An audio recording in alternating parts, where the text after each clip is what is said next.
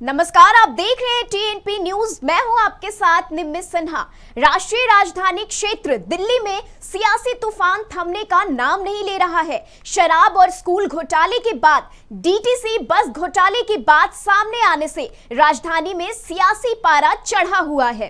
BJP लगातार केजरीवाल सरकार पर हमलावर है, तो वहीं आम आदमी पार्टी बीजेपी पर लोगों को गुमराह करने और दिल्ली सरकार को गिराने का आरोप लगा रही है। देखिए ये रिपोर्ट। इन दिनों देश की राजधानी सुर्खियों में है और सुर्खियां हैं घोटाले की।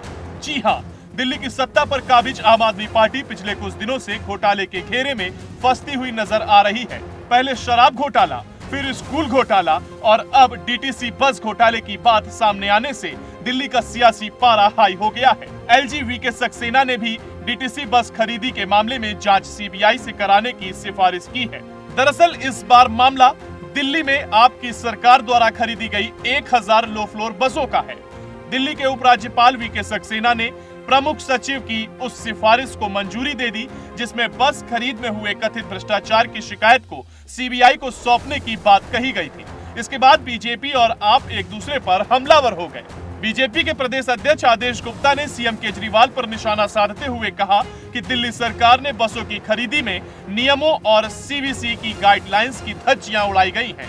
उन्होंने आरोप लगाया कि केजरीवाल ने अपनी चहेती कंपनियों को टेंडर दिया और इसमें लाखों करोड़ों रुपए का घोटाला किया है। वहीं आप विधायक दुर्गेश पाठक ने बीजेपी पर जमकर हल्ला बोला। उन्होंने कहा कि अभी तक तो बसों का टेंडर ही नहीं हुआ, कोई बस खरीदी ही नहीं गई, तो फिर किसकी सीबीआई जांच की सिफारिश की है। उन्होंने कहा पहले बीजेपी उपराज्यपाल पर लगे आरोपों की जांच कराए।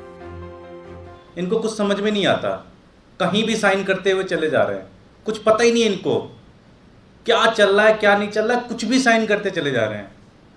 जिस चीज़ के ऊपर आज इन्होंने सीबीआई इंक्वायरी बोली है, इसी के ऊपर एलजी के द्वारा ही कमेटी बैठी, उसकी जांच हुई और उन्होंने क्लीन चिट दे दिया। जिस चीज़ में टेंडर ही नहीं हुआ, जिस चीज़ में बस ही नहीं खरीदी गई, उसकी तुम जांच करने की बात कर रहे हो और तुम्हारे ही एलजी ने उसके ऊपर जांच करके क्लीन चिट दे दिया। तो भाई तुम इतने परेशान क्यों हो? समस्या क्या है? इतनी क्या दिक्कत हो गई कि एक ही जांच को कितनी बार कराओगे? कोई लिमिट है?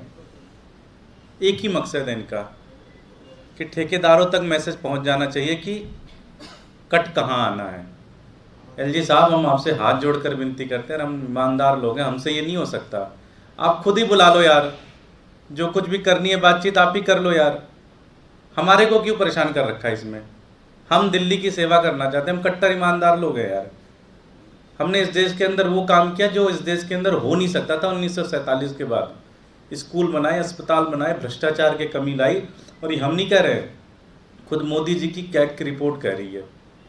इसलिए हमारी आपसे विनती है कि दिल्ली को चलने दो।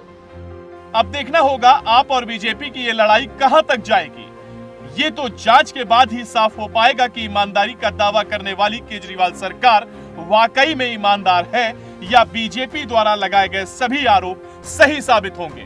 Bureau report, TNP news.